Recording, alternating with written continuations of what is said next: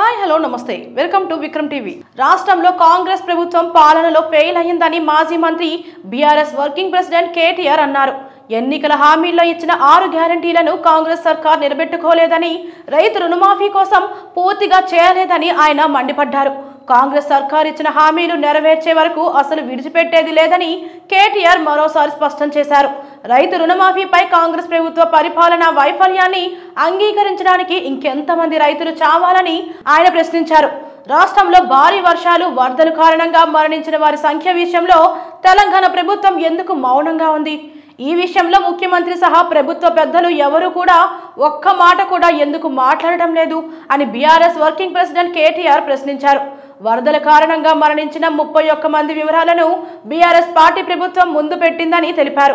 కాంగ్రెస్ ప్రభుత్వం మాత్రం 16 మంది మాత్రమే మరణించినట్లుగా ఏ విధంగా నిర్ధారణకు వచ్చింది అని ప్రశ్నించారు. ప్రభుత్వ వైఫల్యం కారణంగానే మరణాలు చోటు చేసుకున్నాయని విమర్శించారు. బాధితుల పేర్లు, వివరాలు ప్రజలకు తెలపాలని డిమాండ్ చేశారు.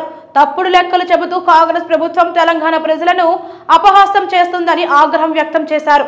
మరణించిన వారి కుటుంబాలకు ముఖ్యమంత్రి గతంలో డిమాండ్ చేసిన విధంగా ఒక్కో కుటుంబానికి 25 లక్షలు ఎందుకు ఇవ్వలేదని సమాధానం చెప్పాలని నిలదీశారు.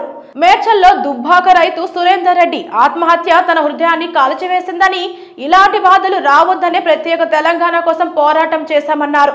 రైతు కుటుంబానికి ప్రగాఢ సానుభూతి తెలిపిన కేటీఆర్ రైతు వేదన వివరించలేదని వెల్లడించారు. ఇప్పటికైనా కాంగ్రెస్ ప్రభుత్వం కళ్ళు తెరిచి రైతులకు పూర్తిగా రుణమాఫీ చేయాలని డిమాండ్ చేశారు.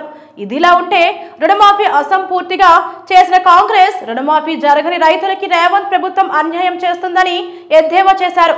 పాస్బుక్ ప్రాతిపదికను మాఫీ చేస్తాం అని మాటిచ్చిన కాంగ్రెస్ నాయకులు ఇప్పుడెందుకు రేషన్ కార్డు ఉంటేనే మాఫీ చేస్తాం అంటున్నారు అని నిలదీశారు. అదిగో కొత్త రేషన్ కార్డు, ఇదిగో కొత్త రేషన్ కార్డు అని ప్రజలకు ఆశలు కల్పించి వారిని నట్టేట ముంచేశారని అన్నారు. అర్హులైన రైతులందరికీ ఎందుకు రుణమాఫీ చేయలేదో సమాధానం చెప్పాలని కేటీఆర్ డిమాండ్ చేశారు. కమిటీ వేషం, ఇంటింటికి అధికారులు వస్తారు అని చెప్పిన కాంగ్రెస్ నాయకులు ఇప్పటి వరకు ఏ ఒక్క గ్రామంలో కూడా ఒక రైతుకు కూడా రుణమాఫీ చేయించలేకపోయారని ఆవేదన వ్యక్తం చేశారు.